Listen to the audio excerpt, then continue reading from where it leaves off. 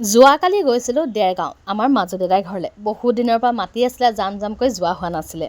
আৰু মানুহজনে কালি ক'লে যে যোৱা যদি ব'লা। আৰু জানেনে, মানে বৈবাহিক জীৱনটো যদি সুখী কৰি ৰাখিবলগীয়া হয় নহয়, আটাইতকৈ প্ৰয়োজনীয় বস্তু হৈছে নিজৰ লাইফ পাৰ্টনাৰজন। আৰু সেই ক্ষেত্ৰত এতিয়া কিন্তু মই যথেষ্ট সুখী। আল্লাহক দুৱা কৰক সকলোৱে যাতে মই সদায় এনেধৰণে সুখী হৈ থাকোঁ। মোৰ মনৰ কথাবোৰ যথেষ্ট বুজি পায় আৰু অকণমান দৈনন্দিন জীৱনৰ পৰা ব্ৰেক পালে ভাল লাগে। সেইকাৰণে মানুহজনে মোক মাজে সময়ে ফুৰাবলৈ নি থাকে। এয়া ধুনীয়াকৈ গ'লোঁ আৰু গৈ পাই গ'লোঁ দেদাহঁতৰ ঘৰ। গধূলি সময়তে পাইছিলোঁ আৰু গৈ পেলাই চিধা ধুনীয়াকৈ চাহ উলিয়াই থৈছে।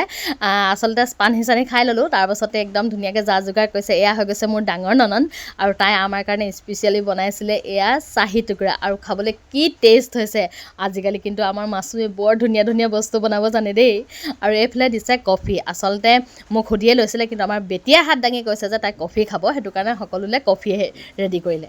তাৰপাছতে আমি যাম বুলি যিহেতু খবৰ দিছিলোঁ, আৰু তাই একদম পূৰা লাগি আছে, এইফালে মাছ এইফালে চিকেন, মানে কৈছোঁ নহয় কি কৰোঁ কি নকৰোঁ।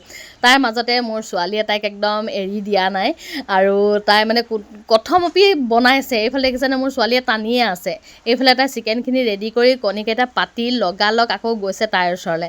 মানে কালি তাই যে 1 কেজিমান ক্ষীণাই গৈছে বুলি ক'লেও বেয়া নহ'ব, মানে ইমানেই দৌৰি ফুৰিছে বেচেৰি, মানে অকণমানো শান্তি পোৱা নাই। যিয়ে নহওক, সদায় নাপায় যেতিয়া আৰু ময়ো একো কোৱা নাই, দে কৰি থাক, যি কৰ কৰি থাক। তাৰপাছতে এয়া দেখিছেনে এইফালেও লাগিছে সেইফালেও লাগিছে, এনেধৰণে ৰাতিটো পাৰ কৰিলোঁগৈ। আৰু তাৰমানে কথা বতৰা পাতিলোঁ, বৰ বেছি ভিডিঅ' নকৰিলোঁ কাৰণ বহুত দিনৰ মূৰত গৈছোঁ, ভাল লাগে। আৰু কথা পাতি থাকোঁতে এইফালে মাতিলে ভাত খাবৰ কাৰণে, আৰু ধুনীয়াকৈ আমি খাই ল'লোঁগৈ। আৰু বহুত দিনৰ মূৰত গৈছোঁ যিহেতু, আৰু বহুত কিবাকিবি বনাইছিলোঁ, বহুত ভাল লাগিলে। তাৰ মাজতে এয়া দেখিছেনে য়োগা কৰাত একদম ব্যস্ত, মানে তাই যি দেখিছে তাত সেইটোকে উলিয়াইছে, সেইটোকে কৰিব লাগে। মানে কালি পেহীয়েকক তাই হুঁচ নাই দিয়া। তাৰপাছত হ'ল এয়া ৰাতিপুৱা, আৰু কুৰবানীৰ কাৰণে আনিলে ইহঁতৰ ছাগলী, আৰু খাচী এটা আনিলে, বৰ ধুনীয়া, বহুত মৰম লগা। আৰু এয়া ধুনীয়াকৈ আমিও গা পা ধুই ওলালোঁ, কাৰণ বহুত কম টাইমৰ কাৰণে গৈছিলোঁ, আৰু যিহেতু আহি মোৰ অলপ কামো আছিলে, মানুহজনে এফালে যাবলৈও আছিলে, সেইটো কাৰণে এয়া পটাপট আহি গ'লোঁ। আৰু ছোৱালীয়ে যিহেতু বহুত বেছি খেলিছে, টোপনি পূৰ হোৱা নাই, গাড়ীতে শুই দিছে, আৰু বেয়াও পোৱা নাই যেনিবা, আহি পাই তেতিয়া ঘৰত অকণমান ভালকৈ থাকিব। তাৰপাছতে এয়া লাগি গৈছোঁ মই কামত। আহি পাই ঘৰটো চাফা কৰি চিধা লাগি গৈছোঁ, কাৰণ তাতে মই ৰাতিপুৱা আমি ভাত চাত খায়ে আহিছিলোঁ, সেইটো কাৰণে দুপৰীয়া দেৰিকৈ খালেও হ'ব বুলি লাগি গৈছোঁ। এয়া মই নিমকি বনাবৰ কাৰণে, নিমকি অৰ্ডাৰ আছিলে। আৰু নিমকি মোক এইটো কাৰণে দেখালোঁ, মোক বহুত কেইগৰাকী মানে কৈছিলে যে নিমকিটো আপুনি কেনেকৈ খাস্তা কৰে অকণমান দেখাব না।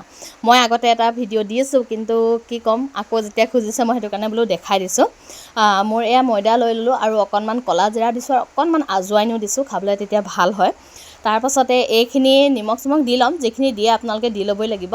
তাৰপাছতে যদি তেলেদি খাস্তা কৰিব নোৱাৰে, মই তেলেদিও কৰোঁ, কিন্তু আজি মই ডালডা দিও দেখাই দিছোঁ। ডালডাখিনি গলাই ল'ব, গলাই লৈ পেলাই ধুনীয়াকৈ দি ল'ব, ইয়াতে দি ভালদৰে খচিব লাগিব, মানে সুদাকৈ যিমান পাৰে মঠি থাকিব, একদম দেখিব অলপ দেৰি পাছতে হাতত ধুনীয়াকৈ লাডু হৈ গৈছে। একদম লাডু হৈ যোৱালৈকে আপোনালোকে ধুনীয়াকৈ মঠি থাকিব, আৰু যেতিয়া লাডু হৈ যাব তেতিয়া আপোনালোকে ইয়াত পানী দি ল'ব, আৰু পানী কুহুমীয়া দিব, তেতিয়া একদম ধুনীয়াকৈ নিমকিবিলাক খাস্তা হ'ব, আৰু ধুনীয়াকৈ ফুলিব।